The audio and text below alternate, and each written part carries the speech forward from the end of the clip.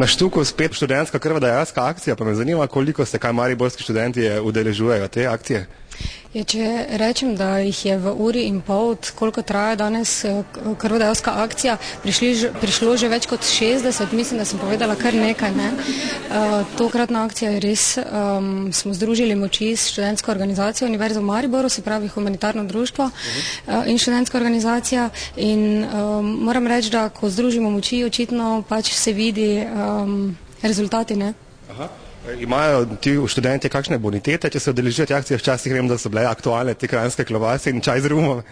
Ja, absolutno dobijo spodaj pogostitev oziroma neko hrano, da se okrepčajo po tem, ko dajo kri, tako da zato je poskrbljeno.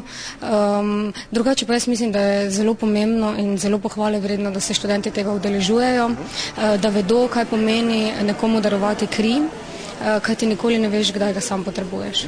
Kakšno pa je, kaj stanje glede količine krvi v Sloveniji primanjkuje, je dovolj?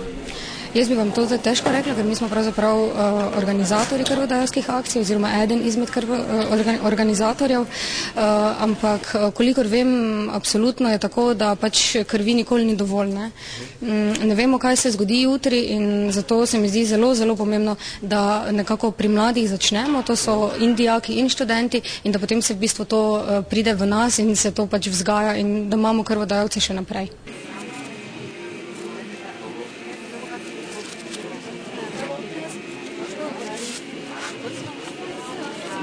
Nekam bledo mi delujete? To se vam samo zdi. Jaz sem čist vredi.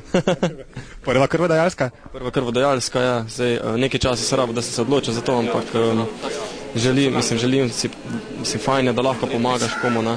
Sploh pa, ker imam krvno skupino, nič lahko vsak prejme, ne. To se mi še posebej vredo zdi.